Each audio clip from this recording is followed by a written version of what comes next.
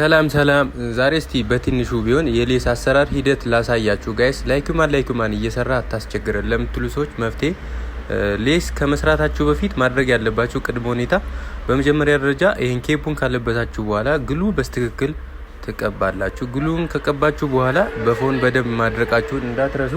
በፎን በደንብ ካደረቃችሁ በኋላ ማድረግ ያለባችሁ ሜካፕ ትሰሩታላችሁ። ሜካፕ የምትሰሩበት ምክንያት ከቆዳዋ ጋር ጀስት እንዲመሳሰል ነው። ግን በጣም ወሳኙ ነገርና መርሳት የሌለባችሁ ነገር መቁረጥ ነው። ስትቆርጡ በጥንቃቄ እቺን ተጠንቃችሁ መቁረጥ አለባችሁ። ለምን አንዴ ካመለጣችሁ ይሄ ኬፑ ይንሸራተትና ሾልኮ ይሄዳል ማለት ነው። ከሾልኮ ምንም ትርጉም የለውም። ከዛ በኋላ ግሉ ጨምራችሁ ከቀባችሁ በኋላ መብዛቱ ምንም አያሳስብም።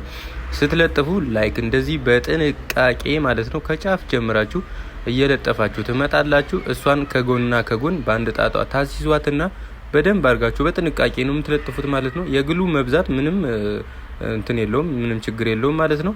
ጭምልቅልቅ ይላል ብላችሁ ለምትፈሩ ከስተመሮች ደግሞ መጨረሻውን አይታችሁ በደንብ እንትን ማለት ትችላላችሁ ማለት ነው። ጽድት ያለ የሌስ አሰራር ስራ ነው የሰራዋት ማለት ነው። እንደምታዩት ግሉን ከተለጠፈ በኋላ ጠንከር ባለ መክፈያ እንደዚህ ጫን ስታደርጉት መያዙን ያረጋግጣል ማለት ነው። ጀስት መጨረሻውን እንግዲህ እንደምታዩት ምንም አይነት የተጨመላለቀ ግሉ የለም። ጽድት ያለ ሌስ ነው የተሰራችሁ ማለት ነው። እንግዲህ እናንተ ከወደዳችሁት ስራውን መታችሁ ለመሰራት ስልኬ ባዮ ላይ ያለ ደወል ያደረጋችሁ ሌስ መሰራት ትችላላችሁ። ይሁት በጣም የሚያምርና ጽድት ያለ ደረጃውን የጠበቀ ሌስ ነው የሰራዋት ማለት ነው። በጣም ወዳው ነበር። እሷ ምንም ልትለኝ አልቻለችም። ቃላት የለኝም በጣም ጎበዝ ነህ ብላን አድንቃን ሄደችው።